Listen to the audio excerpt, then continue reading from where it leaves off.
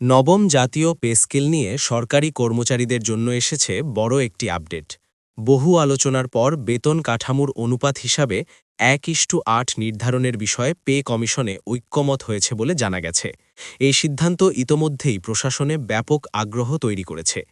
গত বৃহস্পতিবার সচিবালয়ে অনুষ্ঠিত পূর্ণ কমিশনের এক গুরুত্বপূর্ণ বৈঠকে এই অনুপাত চূড়ান্ত করা হয়।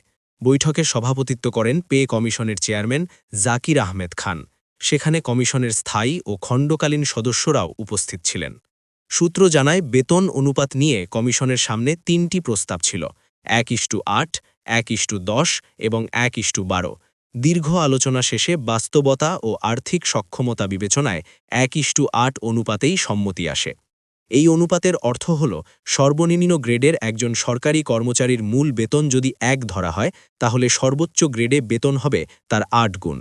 সহজভাবে বললে, 20তম গ্রেডে বেতন যদি 100 টাকা হয়, তাহলে সর্বোচ্চ গ্রেডে তা দাঁড়াবে 800 টাকা। এদিকে নবম পে স্কেলে সর্বনিম্ন বেতন কত হবে তা নিয়েও 3টি প্রস্তাব নিয়ে আলোচনা হয়েছে। কমিশনের একাধিক সূত্র জানিয়েছে, প্রথম প্রস্তাবে সর্বনিম্ন বেতন ধরা হয়েছে 21,000 টাকা, দ্বিতীয় প্রস্তাবে 17,000 টাকা আর তৃতীয় প্রস্তাবে 16,000 টাকা। তবে এখনও চূড়ান্ত সিদ্ধান্ত আসেনি, কারণ মূল বেতনের পাশাপাশি বাড়ি ভাড়া ভাতা, চিকিৎসা ভাতা ও অন্যান্য সুযোগ সুবিধার বিষয়গুলো একসঙ্গে বিবেচনা করা হচ্ছে।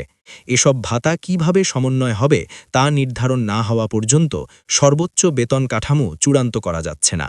কমিশন সূত্র বলছে, আগামী বৈঠকেই সর্বনিম্ন বেতন এবং অন্যান্য সুবিধা নিয়ে চূড়ান্ত ঘোষণা আসতে পারে।